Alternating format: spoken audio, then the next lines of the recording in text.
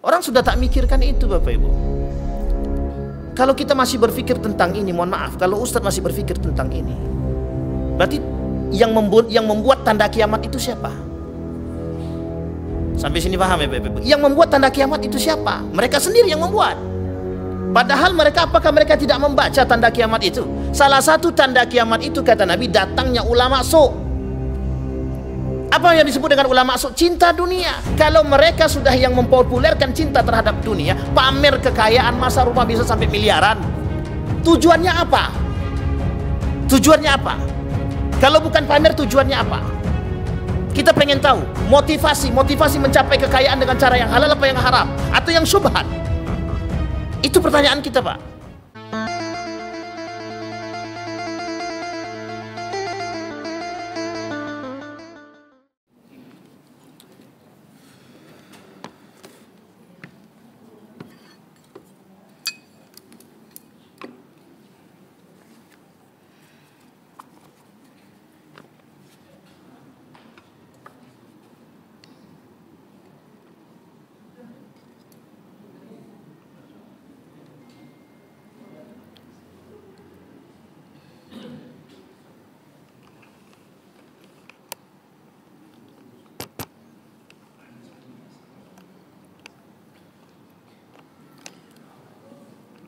A'udzu billahi minasyaitonir rajim. Bismillahirrahmanirrahim. Assalamualaikum warahmatullahi wabarakatuh.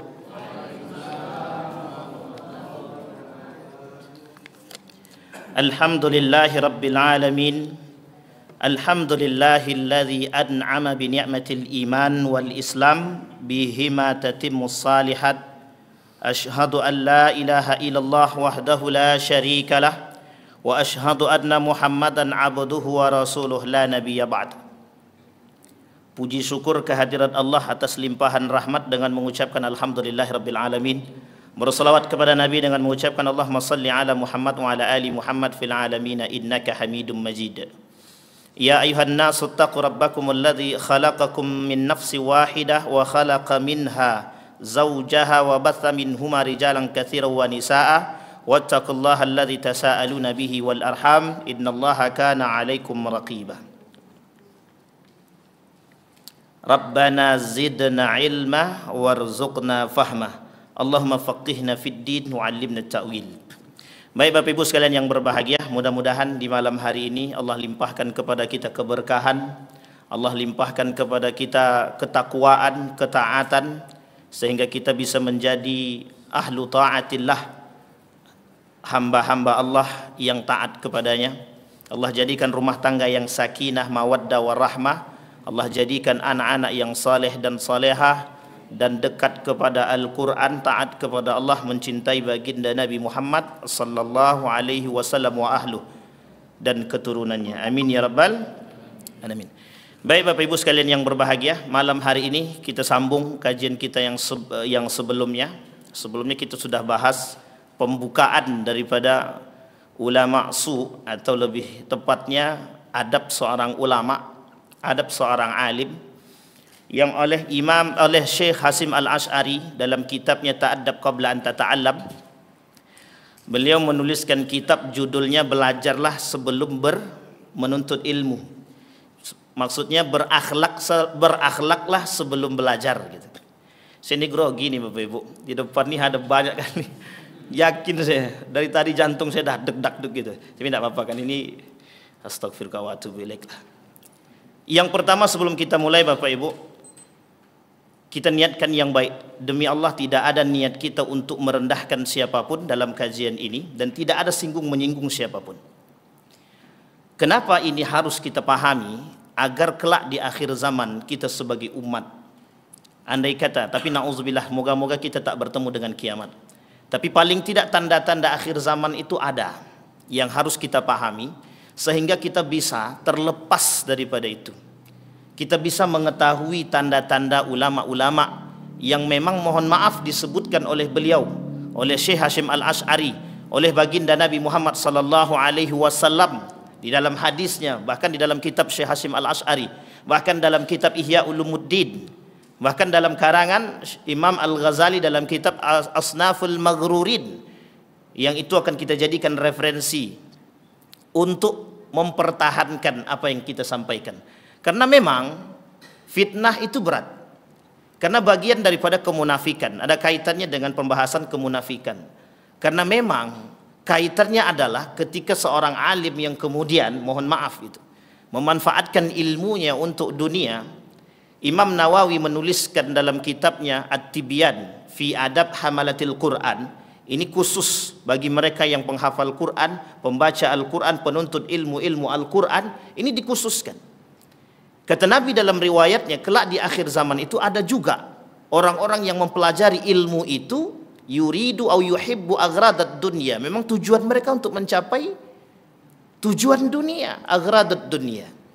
Sehingga Bapak Ibu sekalian yang berbahagia, ketika aghradat dunya itu menjadi tujuan bagi orang penuntut ilmu, maka yang terjadi adalah ilmu itu tidak bermanfaat untuk mencapai ghayatul akhirah, enggak sampai kepada tujuan akhirat itu enggak sampai. Sehingga yang kita akan hadapi adalah orang-orang seperti ini yang kelak di akhir zaman. Allah sebutkan banyak di dalam Al-Quran. Bahkan ada satu ayat, satu surat khusus tentang kemunafikan itu yang pernah kita bahas. Di masjid ini sudah kita bahas. Kita ulang sedikit. Allah sebut dalam Al-Quran, suratnya surat munafik. Bukan berarti orang munafik itu tidak pintar, cerdas. Saking cerdasnya mereka bisa bangun masjid hanya untuk menghancurkan baginda Nabi Muhammad SAW. Itu masa Nabi. Di masa Nabi orang-orang ini ada. Di masa Nabi orang-orang ini ada sampai nanti mereka, sampai kiamat mereka tetap ada. Hanya saja beda generasi. Di masa Nabi begitu cobaan bagi Nabi di Madinah. Berat sekali. Karena Nabi harus berhadapan dengan orang seperti itu. Yang di depan berbeda, di belakang berbeda, tapi dengan keilmuan mereka gunakan untuk menghancurkan. Tujuan mereka untuk mendapatkan dunia dan jabatan, itu tujuan mereka. Siapa yang tidak kenal dengan Abu Ubaidah bin Salul? Tujuannya cuma satu, bagaimana mendapatkan jabatan menggantikan Rasulullah sallallahu alaihi wasallam. Abu Ubaidah bin Salul itu tidak pernah senang karena dia masuk Islam terpaksa. Semua orang sudah masuk Islam, dia yang belum. Sehingga bagaimana? Kalau tidak masuk Islam, bagaimana cara dia menghancurkan? Strategi untuk menghancurkan Islam adalah satu, harus masuk Islam dulu, setelah itu berabir di dalam Islam itu. Keadaan itu yang kita alami saat ini. Banyak orang yang masuk ke dalam Islam itu, mohon maaf, bukan karena Islam KTP saja. Makanya ladang dakwah bagi para dai sekarang itu berat sekali. Kenapa? Karena yang akan mereka hadapi adalah teman mereka sendiri. Nah, disinilah kemudian kata Imam Nawawi, ada orang-orang yang mempelajari ilmu agama, ilmu Al-Quran, yuridu aghradat dunya, tujuannya mengharapkan dunia, bukan yang lain, Bapak. Dan itu yang kemudian kata Nabi sebutkan dalam riwayat hadisnya, itu yang paling ditakuti Nabi bukan yang lain, tapi itu dia, ulama su, kata Nabi.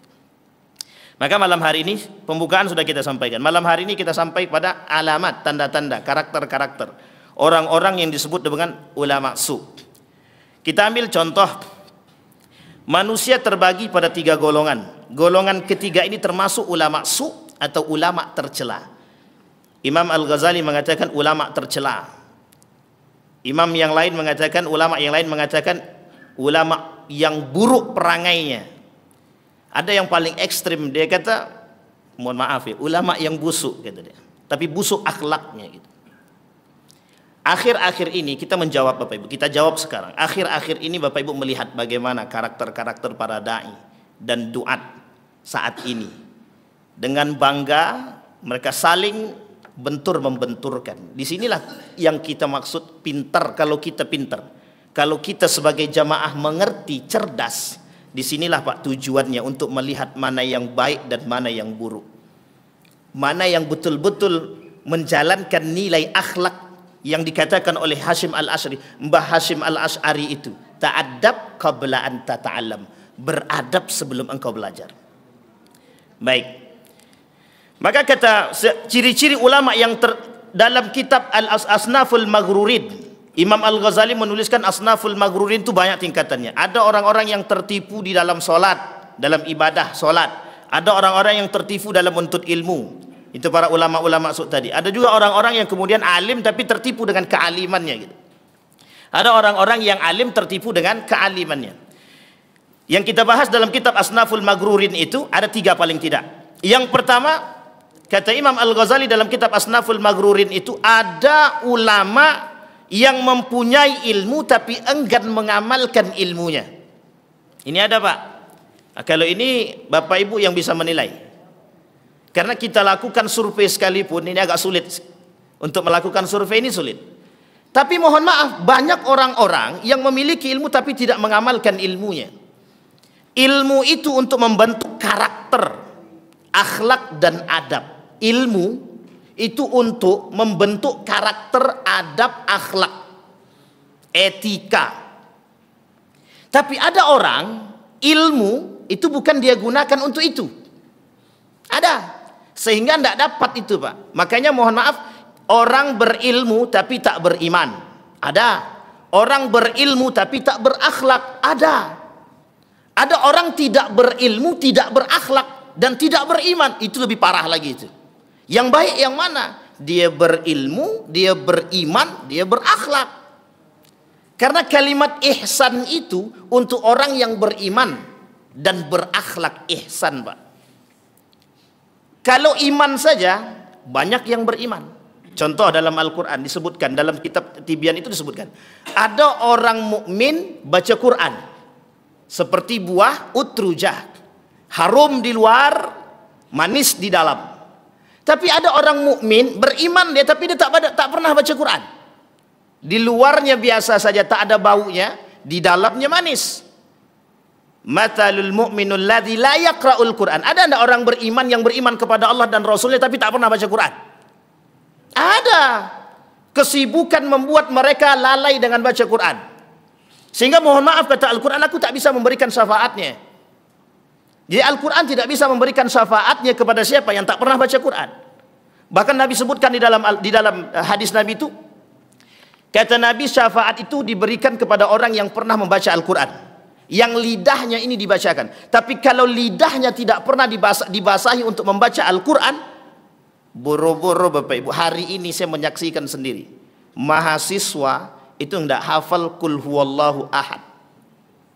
Mahasiswa tidak hafal Qul huwallahu ahad. Tidak usah Qul huwallahu ahad. Inna a'tainakal kautsar, dia tak hafal. Dan saya menyaksikan itu sendiri hari ini, Bapak Ibu. Bayangkan 20 tahun yang akan datang, ada yang kenal dengan Al-Quran? Generasi, Pak. Pertanyaannya adalah, di salah satu instansi yang labelnya Islam, tapi memiliki generasi-generasi yang mohon maaf, meskipun tidak semua, sedikit, tapi paling tidak itu menjadi sebuah cambukan. Mahasiswa tidak mengerti, bahkan tak hafal surat yang paling pendek di dalam Al-Quran. Inna a'tainakal kautsar, cuma 3 ayat, tidak hafal. Bahkan yang paling populer Qul huwallahu ahad, tidak juga hafal. Pertanyaannya adalah, di mana peran kita sebagai seorang yang mengerti agama? Berat, Pak, berat. Bahkan survei yang kami katakan kemarin itu, ada satu survei yang mengatakan, dan itu hasil survei, dari sekian banyak orang yang beriman, orang yang Islam di Indonesia, itu yang sholatnya berjamaah, yang sholatnya di masjid 5 waktu berjamaah, tak lebih kurang dari 2%. Cuma 2% dari seluruh jumlah umat muslim yang ada di Indonesia. Jumlah umat muslim yang tidak bisa membaca Al-Quran di Indonesia dalam survei beliau itu tak lebih daripada 5%. Pertanyaannya, yang 5% itu yang bisa baca Quran, sisanya kemana?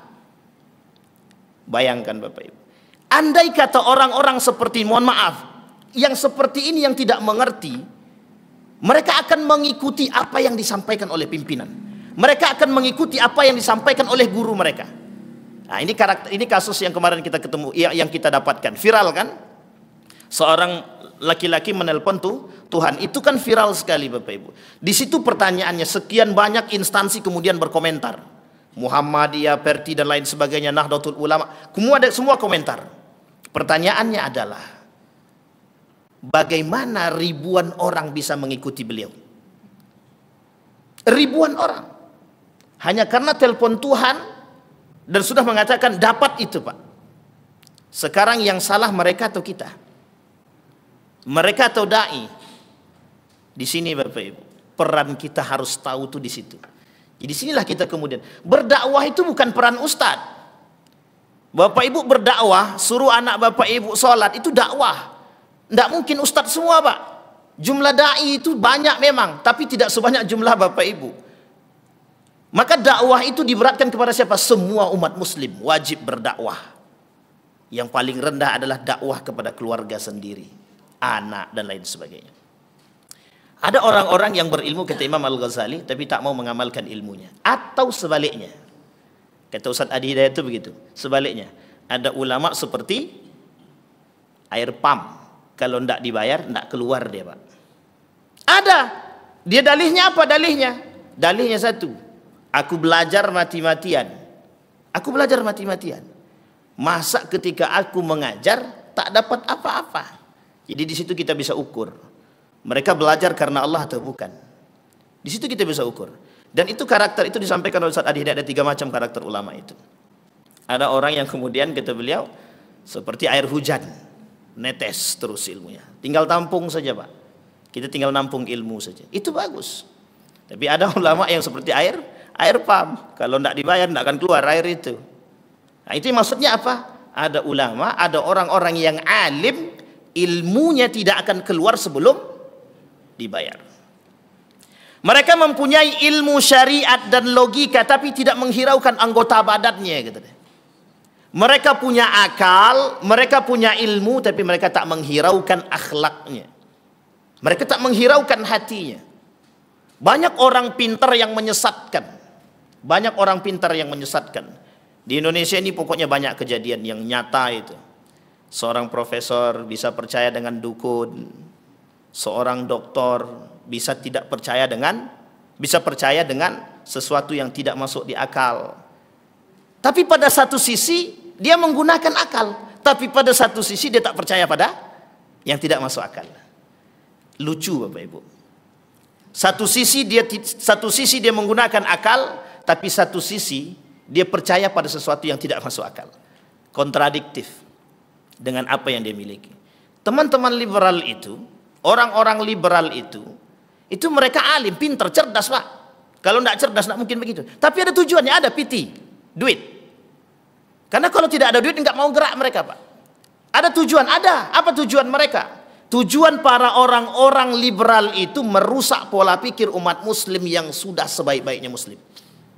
Kenapa? Orang Yahudi Nasrani tidak pengen lihat kita Islam baik itu, tidak pengen. Tidak bisa menghancurkan umat Islam itu. Caranya adalah masuk ke dalam Islam itu, hancurkan Islam di dalam itu. Apa yang diinginkan oleh umat Islam itu, gapai keinginan mereka, buat mereka cinta pada dunia agar mereka jauh daripada nilai-nilai agama. Itu proyek Pak, proyek. Kami pernah Pak menjadi bagian daripada pelaku itu Pak. Itulah jariah sok saya. Tapi alhamdulillah tobatlah Pak. Dan itu baru dananya besar. Sampai dana itu 8 miliar hanya digelontorkan untuk radikalisme. Tapi bumbunya bukan masalah radikalisme. Teman-teman, orang-orang yang liberal yang ingin merusak pola pikir umat Islam dan ingin memecah belah Islam. Karena dalam angket itu Pak, begitulah modelnya. Insyaallah kapan-kapan kita lihatkan bukunya. Mudah-mudahan pekan yang akan datang kita bisa lihatkan buku itu. Ada bukunya itu. Judul bukunya baik. Judul bukunya baik, tapi isinya kurang Pak. Dan itu dijadikan landasan. Apa landasan? Dijadikan sebagai data yang ketika mereka sampaikan dalam salah satu berita ketika mereka mengadakan diskusi terbuka. Apa kata mereka?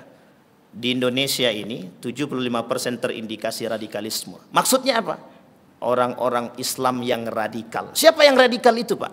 Bapak-bapak ibu ini yang sholat 5 waktu di masjid, yang baca Quran, yang menganggap salah itu salah, yang menganggap nikah beda agama itu, kalau nikah beda agama salah apa tak salah? Nah kalau kita bilang salah, kita yang disalahkan itu. Maksudnya apa? Nikah beda agama itu memang salah, memang tak boleh dalam Islam. Tapi kemudian kita dianggap salah ketika mengatakan demikian. Nah, itu yang mantap Bapak Ibu. Jadi kita ini dibuat pola pikir kita dan itu orang-orang seperti itu. Tujuannya apa? Tujuannya satu Bapak Ibu, dunia. Kami pernah satu diskusi dengan salah seorang anggota mereka itu. Kami kalau tidak ada duit nggak bisa gerak Wan. Kami butuh duit gitu deh. Jawaban itu yang yang sampai saat ini tertanam dalam diri saya, Pak. Kenapa? Disitulah kemudian otak saya berpikir, oh ternyata tujuan mereka belajar untuk mendapatkan itu.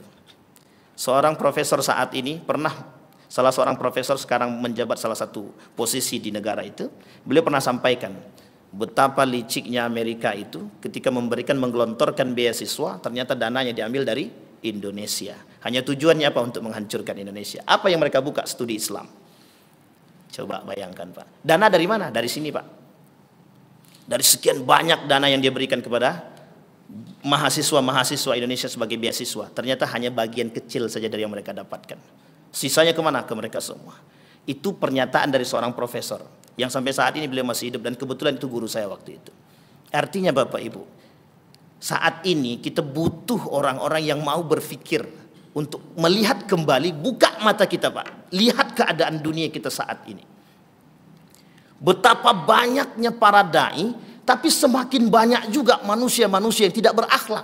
Pertanyaannya kenapa? Memang kita tak bisa merubah orang itu, tak mungkin seutuhnya. Ada orang yang mau, ada yang tidak. Kita tidak bisa paksakan mereka untuk mengikuti. Pertanyaannya sekian banyak para dai, mengapa tak bisa berubah? Mengapa paling tidak sedikit demi sedikit? Itu yang perlu kita survei. Sekian banyak para dai, mengapa tidak bisa merubah sedikit demi sedikit? Dan ini kemudian menjadi pertanyaan. Kemudian yang kedua, kata Imam Al-Ghazali, ulama yang tak bisa, yang tidak menjaga hati.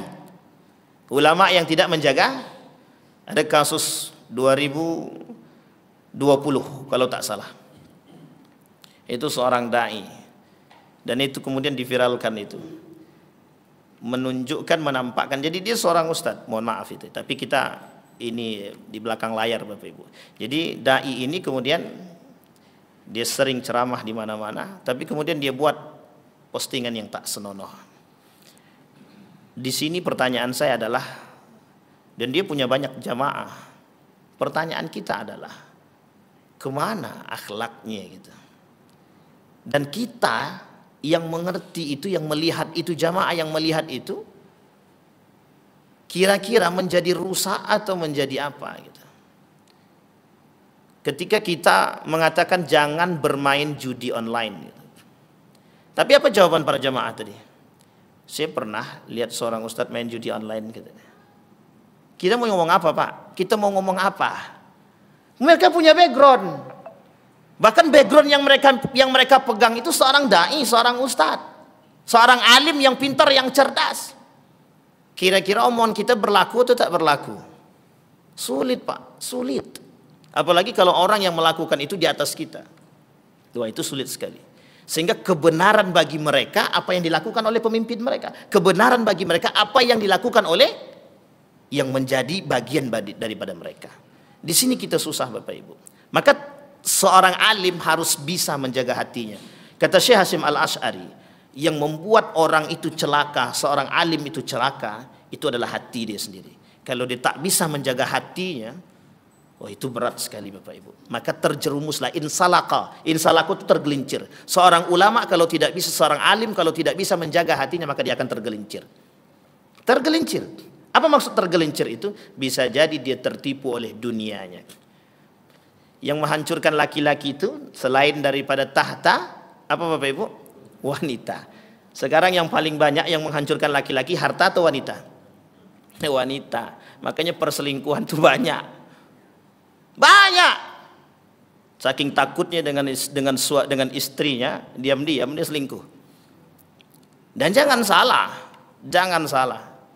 Dan itu menjadi sebuah hal yang biasa saat ini. Baik, hati penting. Seorang alim wajib menjaga hatinya, wajib.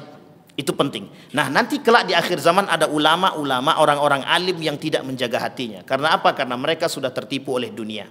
Mereka sudah berilmu, bersedia mengamalkannya, meninggalkan maksiat zahir, akan tetapi tertipu dengan penyakit hati.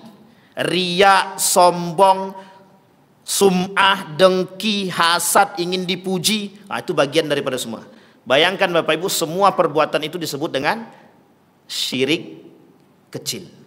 Kalau syirik kecil itu kita lakukan, habis semua amal, Pak. Pertanyaannya adalah 70 tahun atau 60 tahun seorang da'i tadi berdakwah, bagus atau tak bagus? Bagus. Satu kali kemudian dia berbuat riya, sombong, dengki, hasad masuk dalam dirinya, kira-kira habis apa tadi? Habis amal semua, Pak. Apalagi Bapak Ibu, yang paling berat bagi seseorang itu, seorang dai itu adalah ketenaran. Berat Bapak Ibu, berat. Berat sekali. Ada orang-orang kemudian sudah tenar, tapi dengan ketenarannya kemudian dia manfaatkan untuk sesuatu yang tak baik. Yang kita lihat sekarang adalah apa? Mohon maaf Bapak Ibu, tidak hanya artis saja yang pamer kekayaan saat ini. Itulah Bapak Ibu yang jawab, saya tak berani jawab pun. Tapi begitulah keadaan kita Bapak Ibu. Itu yang pertama. Yang kedua, tidak hanya para artis saja yang suka sakit hati dan sikut menyikut antara satu dan yang lain. Para dai juga saling sikut menyikut antara satu dan yang lain. Sedih kita itu di situ. Maka penyakit hati itu karena apa? Dengki, Pak.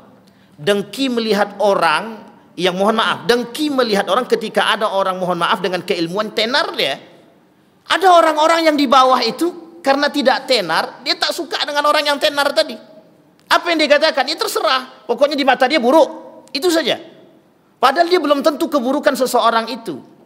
Sehingga yang terjadi adalah karena dengki tadi, di mata orang ini semua akan jadi buruk. Karena kedengkian. Tidak hanya kita saja. Dan penyakit dengki ini itu bukan hanya pada kita saja, kepada semua umat manusia, terkhusus para alim. Bagi orang-orang yang berilmu, yang paling berat bagi mereka adalah mempertahankan keilmuan mereka dengan hati mereka. Itu yang paling berat. Tidak dengki, tidak kena penyakit hati, tidak sombong. Banyak orang berilmu yang sombong itu banyak. Mohon maaf, kita banyak sekali. Dan banyak para orang-orang yang berilmu itu tidak mau duduk dengan orang rendahan itu banyak. Dan saya mendapatkan itu Bapak Ibu. Apa kata kawan saya? Dianggap biasa, dianggap rendahan. Tapi ketika, mohon maaf, ketika mereka duduk dengan setara, wah mereka baik. Tapi coba ketika mereka duduk di bawah dengan mereka, dan itu disampaikan oleh kawan saya. Artinya adalah Bapak Ibu, ini karakter yang bisa kita lihat gitu. Karakter yang bisa kita lihat saat ini. Tolak ukurnya apa? Ketika mereka berbaur dengan masyarakat. Bagaimana orang-orang berilmu minta dihargai, minta dihormati. Kalau ada orang berilmu, alim dia, minta dihargai, minta dihormati, berarti dia alim tanpa akhlak, dia alim tanpa iman. Atau mungkin dia alim, dia beriman tapi dia tak berakhlak. Bayangkan Bapak Ibu, kalau ada seorang alim yang minta dihormati, minta dihargai, pokoknya minta saja, dan minta segala hal, minta dikhususkan tempatnya. Oh ini alim, duduk paling depan, apalagi di masjid disediakan tempat dan lain sebagainya. Kalau seorang alim itu minta, maka bisa kita pastikan orang itu tidak berakhlak. Kenapa? Orang alim tidak butuh. Orang alim yang berakhlak, beriman tidak butuh penghormatan. Seorang alim pada abad ke-17, seorang alim pada abad ke-17 memakai jubah yang sangat rapi sekali. Suatu ketika didekati oleh seekor, mohon maaf, anjing. Didekati. Kemudian dia diangkat oleh dia langsung pakaian tadi. Dia takut pakaian ini kotor dan kena, mohon maaf. Apa kata anjing tadi? Kemudian anjing itu diberikan mukjizat oleh Allah kemudian untuk berkata, kau kira dirimu lebih mulia daripada diriku? Begitu kan Pak, seekor anjing yang mengatakan demikian. Terhina atau tak terhina? Begitulah Bapak Ibu. Kalau seorang alim yang minta untuk dihormati, maka pada hakikatnya mereka bukan orang yang pantas untuk dihormati. Baik. Yang ketiga, ulama yang terlalu ketat memegang fikih tapi tidak bertasawuf. Nah, ini juga ada Bapak Ibu. Ini saya sampaikan Bapak Ibu kasus nyata. Jadi Bapak Ibu, kalau seorang ulama itu yang kuat di fikihnya juga harus berhati-hati. Karena dalam dunia fikih itu juga banyak yang tergelincir, itu banyak. Dulu waktu kami sekolah itu ada seorang pakar di bidang fikih juga. Kebetulan beliau menjadi DPS, Dewan Pengawas Syariah, tapi saya tak sebutkan namanya. Saya masih hafal sekali sampai saat ini nama beliau. Suatu ketika kami tanya sama beliau, mengapa Bapak mencampurkan akad dalam perbankan syariah? Jawaban beliau sederhana. Nanti kalau seandainya bank itu bangkrut, saya tak dapat duit gitu ya. Itu pernyataan langsung itu Pak, pernyataan langsung. Dan kami sadar itu. Dan itu saya duduk paling depan. Saya masih ingat betul. Apa kata beliau? Dan ini yang disebut dengan helah Bapak Ibu, helah. Jalan-jalan, mencari jalan agar bisa menghalalkan sesuatu yang diharamkan. Itu namanya helah. Itu yang tak boleh. Di helah itu ada yang dibolehkan, ada yang tidak dibolehkan. Yang dibolehkan ketika sesuatu itu lebih besar mudaratnya daripada maslahatnya. Tapi ini sebenarnya tidak ada mudarat dan maslahatnya, kemudian dia ambil cara helah itu cara yang tidak baik diambilnya. Artinya apa? Dia ingin mendapatkan keuntungan dari situ, dia gunakan cara yang lain agar bisa mendapatkan keuntungan. Itu yang tak baik. Helah namanya, Pak. Menghelah itu tak boleh, tak boleh. Kecuali menghelah untuk menggunakan. Kita gunakan satu strategi agar perbankan itu bisa bertahan.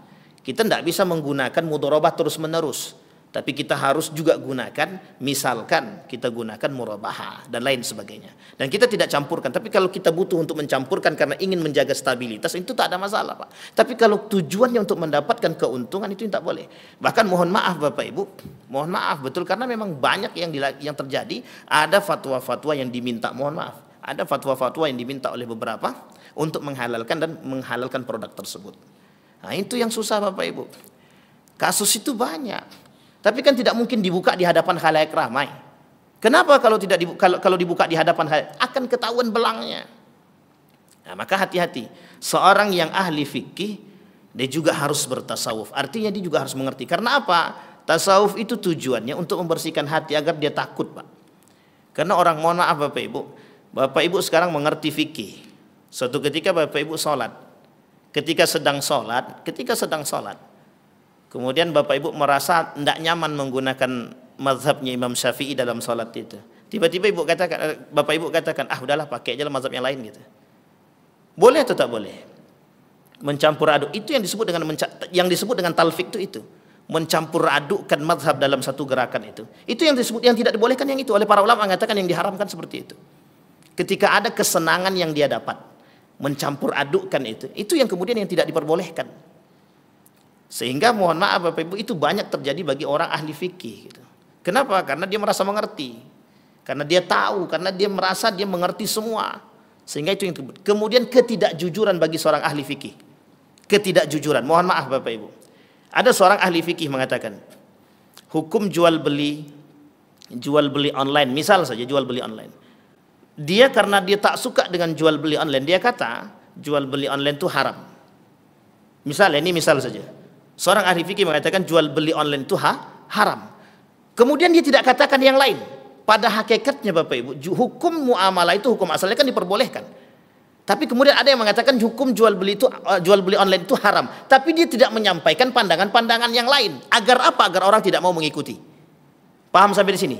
Tujuannya Bapak Ibu, dia sampaikan hukum jual beli online itu haram, misal saja haram. Tapi dia tak sampaikan pandangan-pandangan ulama yang lain.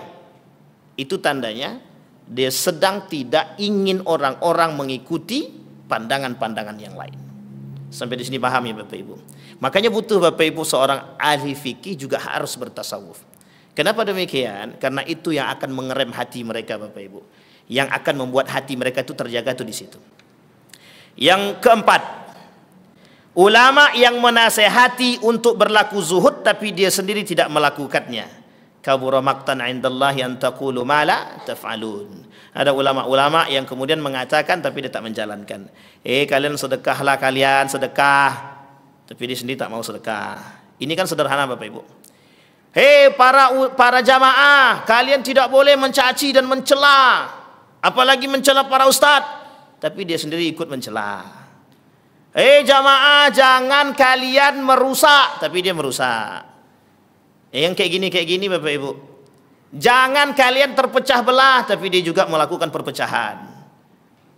Yang seperti ini kadang-kadang kita bingung. Lah, kemarin dia bilang jangan mencela, jangan mencaci, jangan memaki, jangan memecah belah umat. Tapi pada hakikatnya dia juga ikut melakukan demikian. Pertanyaannya adalah ini yang kita ikuti yang mana? Yang pertama apa yang kedua? Tidak usah diikuti ustadznya Pak. Tak usah diikuti. Kata Nabi, kata Allah dalam Al-Quran, kalau kita mengikuti orang-orang seperti itu, idzan antum mithlum, Bapak Ibu tak jauh beda dengan mereka.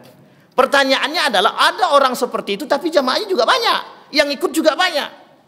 Apa karena tidak tahu? Bukan. Itu yang kita nggak tahu. Kenapa? Pertanyaan, kenapa mereka masih sudah tahu karakternya seperti itu, tapi mereka juga tetap ingin mengikuti. Nah, itu yang kemudian kita membingungkan Pak. Sulit bagi kita. Kalau ada orang yang melakukan demikian, Allah cakap jangan duduk dengan mereka. Tapi kenapa kalau kita duduk dengan mereka, alasannya apa kata Allah? Idzan antum mithlum, nanti lama-lama kau bakal seperti itu. Ada ulama-ulama yang pandai berbicara tapi tak mau menjalankan. Kalau kita duduk bersama mereka, kita juga bagian daripada mereka.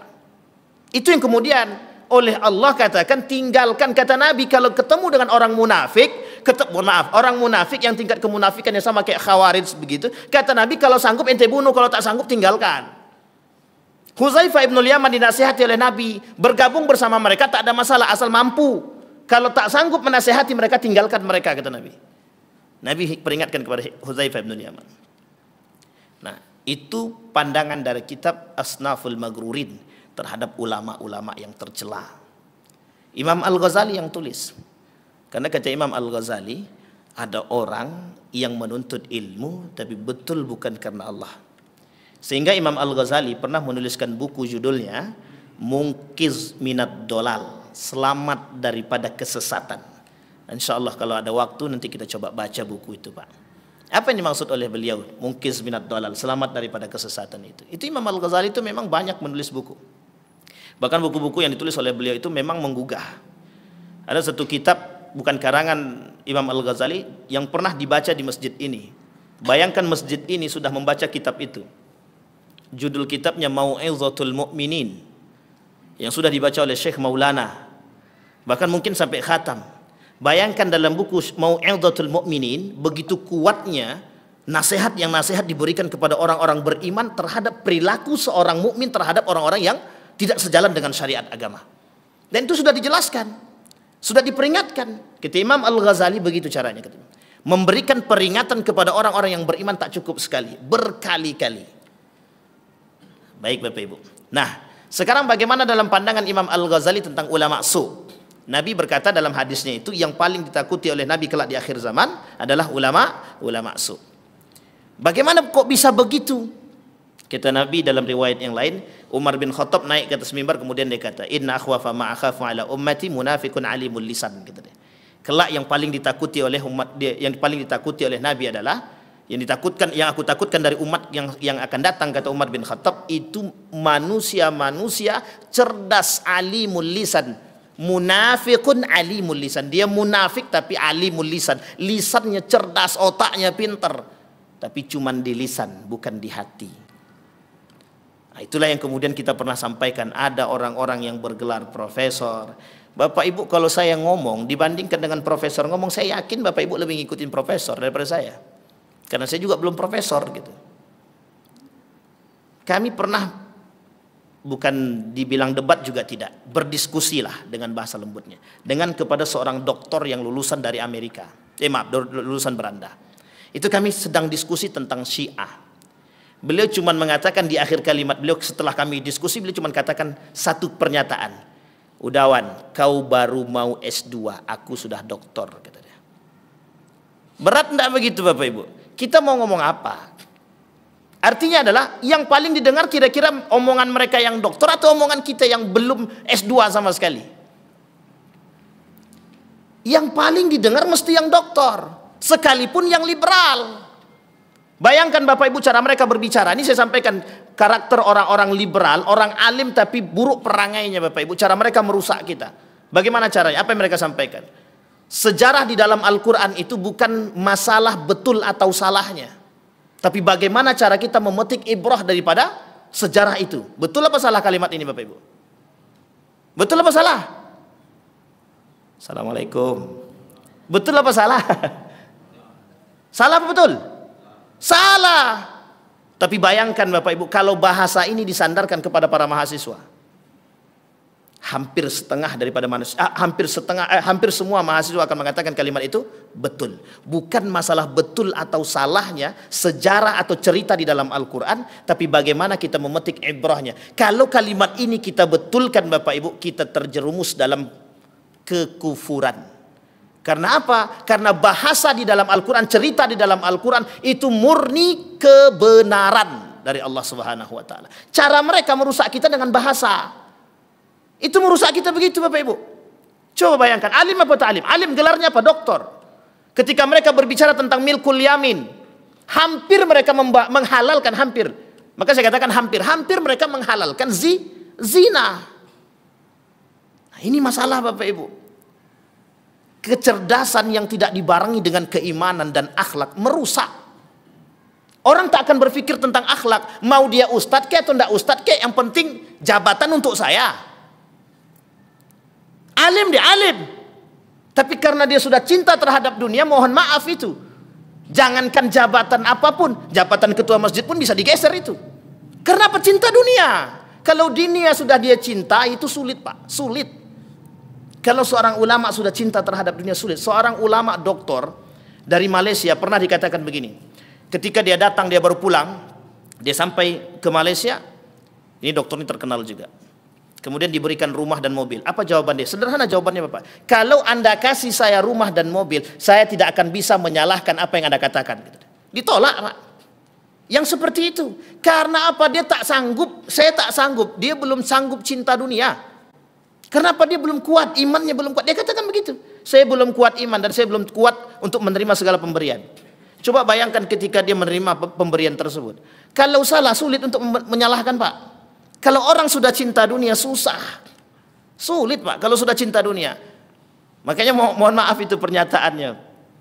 Mahfud MD itu bagus juga pernyataan itu. Malaikat pun masuk dalam struktur pun bisa jadi iblis atau setan itu.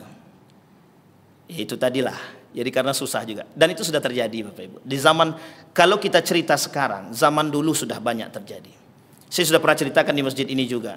Seorang alim pernah membocorkan tempat perkumpulan para ulama-ulama di Jakarta, sehingga para ulama-ulama itu kemudian dihabisi.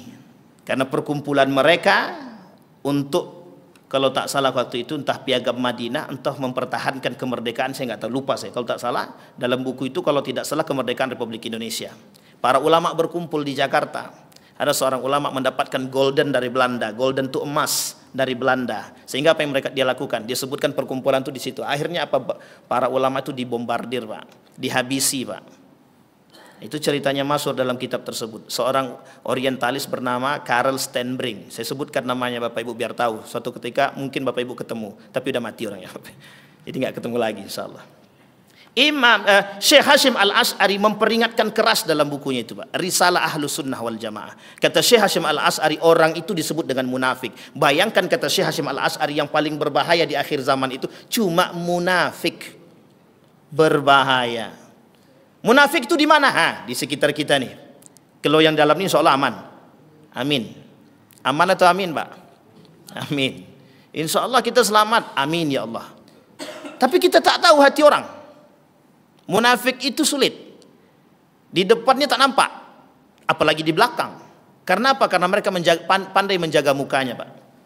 Pandai menjaga muka. Maka dalam kitab Ihya Ulumuddin itu panjang tentang pembahasan ulama su. Yang pertama kata Imam Al-Ghazali, ulama yang tercela, ulama yang busuk itu, ulama yang buruk itu, dalam kitabnya Ihya Ulumuddin atau ringkasan Ihya Ulumuddin itu, yang pertama seorang yang menuntut ilmu untuk bekal akhirat, di mana ia hanya ingin mengharap ridha Allah dan termasuk kelompok yang beruntung, tetapi ketika mereka terjerumus, tergelincir dalam urusan dunia, mereka meninggalkan ridhonya Allah, tapi mereka harapkan dunia.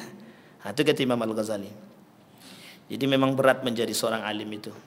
Apalagi di masjid sebelah 2 juta, di sini 100.000, pilih mana Pak? Itu yang terjadi saat ini Bapak Ibu. Itu yang terjadi saat ini. Jadi sudah dipilah-pilah gitu. Jadi ini ya Allah ya Rabbi, di salah satu daerah lah, saya tak sebutkan gitu. Itu memang dipilahnya. Jadi sudah dipetakan gitu. Nah, jadi kalau di sono sekian, di sono sekian gitu. Ya Rabb. Mereka tidak pernah datang ke daerah-daerah Bapak Ibu. Datanglah ke Tembilahan itu. Seorang ulama yang paling dihormati dan disegani itu, setiap pekan itu jamaahnya, di sepekan cuma sekali. 2 kali, 1 perempuan, 1 laki-laki. Itu jamaahnya 5.000 sekali datang. Tidak ada namanya kamera-kamera begini Bapak Ibu. Tak ada. Yang datang 5.000. 5.000 orang dari seluruh penjuru. Bayangkan. Kalau kita bilang cinta dunia, itu cinta dunia. Dia yang menyediakan makan untuk jamaahnya. Kalau kita datang Bapak Ibu, itu enaknya apa? Itu udang galah yang disediakan Bapak Ibu. Yang datang itu ribuan, yang disediakan apa? Udang galah. Tidak hanya, tak mungkin udang galah sampai ribuan, betul, mesti bercampur. Artinya adalah bagaimana cara mereka memuliakan ilmu dan bagaimana cara mereka memuliakan para jamaah. Coba, saya tanya Bapak Ibu di Pekanbaru ini, di mana majlis di Pekanbaru ini yang menyediakan makanan, ustadznya menyediakan makanan untuk jamaahnya? Kalau ada, ajak saya. Nggak, betul Bapak Ibu, kita perlu mencontoh. Datanglah sekali-sekali ke tembilahan itu. Datang sekali-sekali. Masih banyak tempat-tempat di tembilahan itu yang belum tersentuh. Masih banyak. Bahkan di Siak itu masih ada satu masjid, yang masjid salah satu daerah di Siak itu, dan itu masjidnya tidak ada yang ngisi. Pertanyaannya adalah, sudah pernah diajukan kepada Basnas untuk didatangkan dai ke situ. Tidak ada yang sanggup. Ada yang alasannya honornya kecil, ada yang beralasan dan lain sebagainya, jamaahnya tak baik. Bayangkan Bapak Ibu, di situ ladang dakwah. Apa ladang dakwahnya Bapak Ibu? Orang yang menganut Islam di situ hanya untuk mendapatkan pekerjaan dan menikah dengan wanita-wanita muslim. Coba bayangkan. Kejadiankah itu? Kejadian pada tahun 1990. Banyak wanita-wanita muslim, mohon maaf, dinikahi oleh non-muslim. Setelah mereka menikah, mereka kembali kepada agama mereka. Mereka bawa orang-orang itu kepada mereka. Pertanyaannya adalah, adakah dai-dai? Makanya mohon maaf Bapak Ibu, Ustadz Fadlan Okbah, siapa lagi yang Geramatan itu perjuangan mereka Bapak Ibu. Ustadz Abdul Somad bisa masuk ke dalam daerah terpencil. Orang sudah tak mikirkan itu Bapak Ibu. Kalau kita masih berpikir tentang ini, mohon maaf, kalau Ustadz masih berpikir tentang ini, berarti yang membuat tanda kiamat itu siapa? Sampai sini paham ya Bapak Ibu? Yang membuat tanda kiamat itu siapa? Mereka sendiri yang membuat. Padahal apakah mereka tidak membaca tanda kiamat itu? Salah satu tanda kiamat itu kata Nabi, datangnya ulama su'. Apa yang disebut dengan ulama su'? Cinta dunia. Kalau mereka sudah yang mempopulerkan cinta terhadap dunia, pamer kekayaan, masa rumah bisa sampai miliaran. Tujuannya apa? Tujuannya apa? Kalau bukan pamer, tujuannya apa? Kita pengen tahu motivasi mencapai kekayaan dengan cara yang halal apa yang haram atau yang syubhat. Itu pertanyaan kita Pak. Sehingga kita butuh itu. Baik. Yang kedua, seseorang yang menuntut ilmu untuk kepentingan dunia sehingga ia bisa memperoleh kemuliaan dan kedudukan. Nah, ini yang tadi saya sampaikan. Banyak ustadz itu yang mencari kedudukan itu banyak. Biar bisa dihormati, biar bisa dipanggil buya. Apa kata Nabi? Ini Allah yang bilang dalam hadis qudsi. Dan saya sampaikan dalam beberapa pertemuan itu. Ini kita mengulang aja Bang. Apa yang disampaikan oleh Allah dalam hadis qudsi tersebut? Ta'allamtal ilma wa qara'tal qur'ana ta'allamtal ilma liyuqalu aliman. Ta'allamta ilma liyuqalu aliman. Wa qara'tal qur'ana liyuqalu qari'an. Wa jahadta liyuqalu mujahidan. Ente berjihad cuman pengen dipanggil seorang mujahid. Ente menuntut ilmu cuman dipanggil sebagai seorang alim. Ente membaca Quran cuman pengen dipanggil sebagai seorang qari. Para qari hati-hati.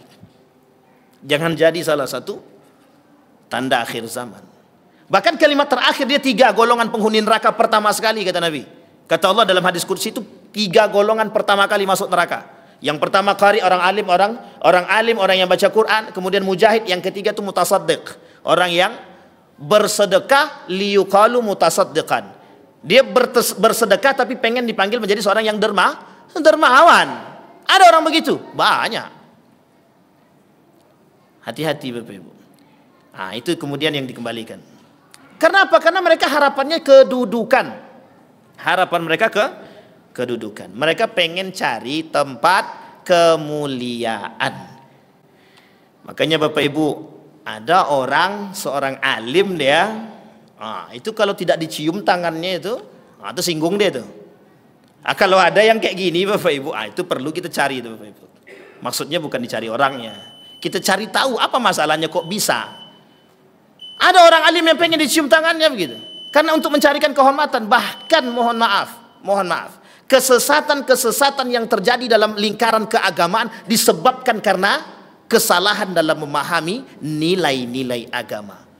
Betapa banyaknya sekarang nih, akhir-akhir ini banyak bermunculan kelompok-kelompok sesat. Kita sebutkan sesat, banyak bermunculan. Ada kelompok beberapa, itu rata-rata di Jawa memang. Itu ada kelompok-kelompok, mohon maaf itu. Ya Rab, kalau tempat duduk kiainya itu, ustadznya itu harus dari emas. Karpetnya harus bagus. Kira-kira jamaahnya itu orang kaya semua apa tidak? Kalau orang kaya, kalau tidak ada kayak gitu mereka nggak mau datang. Kiainya nggak mau datang, pimpinannya nggak mau datang.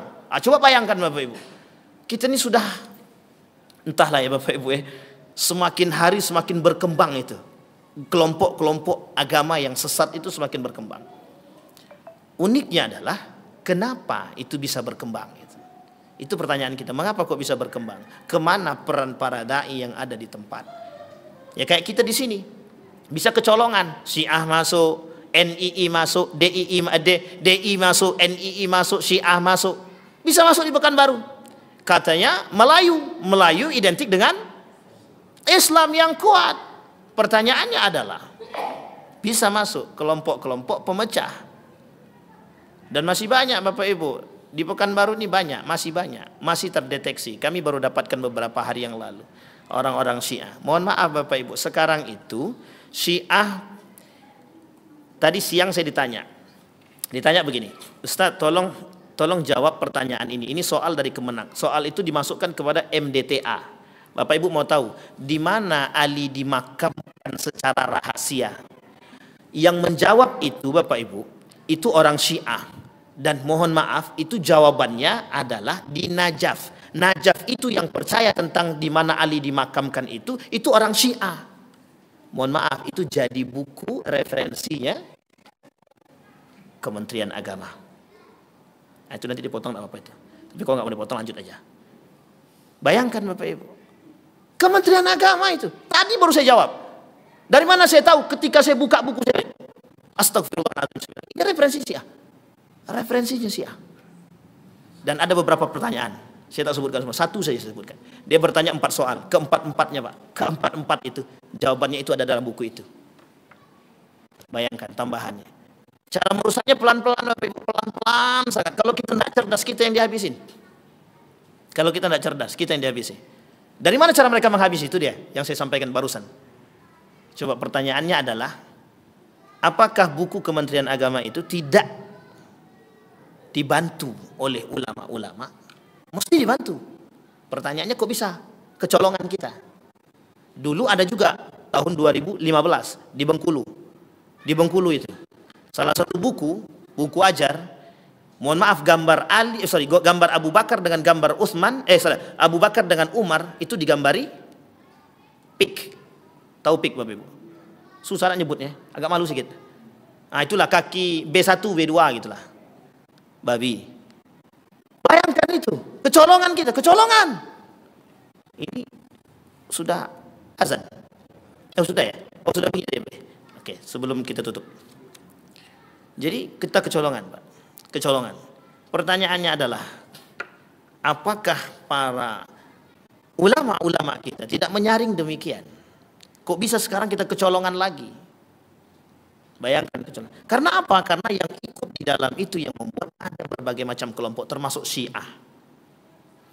Kita dituntut untuk membenarkan kesalahan yang dilakukan oleh kelompok Syiah. Dengan cara apa? Dengan cara itu. Bagaimana mereka? Mereka pengennya 20 tahun yang akan datang, bukan bapak-bapak. Mereka nggak akan merubah kita, Pak. Yang mereka rubah siapa? Generasi. 20 tahun yang akan datang, mereka akan membenarkan perbuatan Karbala. Benar. Mereka akan membenarkan apa yang dilakukan oleh kelompok Syiah. Coba bayangkan. Penting Pak bagi kita. Yang membuka pintu masuk Syiah ke Indonesia itu juga seorang alim, ulama di Indonesia. Yang ketiga, seorang yang menuntut ilmu sebagai sarana untuk memperbanyak harta. Tadi juga kita disampaikan. Memperbanyak harta, berbangga dengan kedudukannya dan menyombongkan diri dengan besarnya jumlah pengikutnya. Ustadznya berantem, yang nyerang siapa? Jamaah. Netizen. Nah, ini sekarang ini kalau faktanya Bapak Ibu sudah tahu lah. Sudah bisa lihat kan. Pengikut aku banyak. Mau apa kau? Nah, itu dia. Sehingga mohon maaf, sulit bagi kita untuk mengetahui mana yang baik dan buruk. Bagi pengikut mereka, mereka baik. Bagi pengikut kita, kita baik. Sekarang pertanyaannya, kalau hanya sekedar baik menurut mereka, baik menurut kita, tak ada salah. Tapi kalau saling serang antara satu dan yang lain, tertawa Pak, Yahudi itu tertawa. Nah, Yahudi dan Nasrani sekarang sedang tertawa. Kami tak perlu menghancurkan kalian. Kami tak perlu lagi. Yahudi tak perlu lagi untuk menghancurkan kita Bapak Ibu. Tugas Yahudi sekarang cuma menghancurkan Palestina. Tidak ada lagi menghancurkan kita Bapak Ibu. Kenapa? Karena kita sudah ikut bagian mereka itu. Orang-orang itu, manusia-manusia di dunia ini sudah mengikuti perbuatan Yahudi, perbuatan Nasrani. Jadi mereka tak perlu capek-capek untuk menghancurkan kita. Mereka sudah tertawa dengan terpecah belahnya umat Islam itu.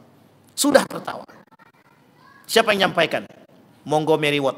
Apa kata Montgomery Ward? Salah satu tujuan daripada kaum orientalis itu adalah memecah belah umat Islam, biar mereka tidak menjadi manusia yang muslim yang sejati. Berat Pak. Kita yang diadu. Sekarang kita harus cerdas. Caranya bagaimana? Kita belajar. Agar apa? Agar kita tahu Pak, boleh tidak kita mencela ustaz sekalipun dia salah. Kadang salah sedikit Pak, mati ustaznya Pak. Tekanan batin. Padahal yang salah sedikit, sampaikan, datang, ketemu baik-baik. Selesai Pak itu urusannya. Kalau mereka alim, selesai. Tapi kalau mereka ada ulama-ulama yang tak pengen dinasihati, nanti insya Allah pada bagian selanjutnya.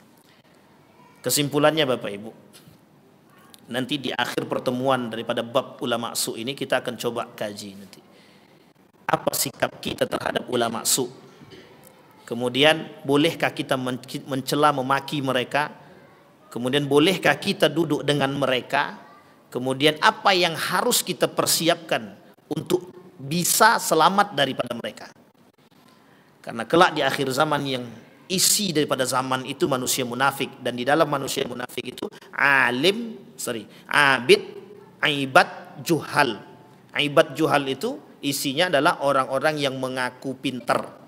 Nah, orang-orang yang mengaku pintar inilah kelak yang disebut dengan munculnya ulama-ulama su pada tingkatan tertinggi.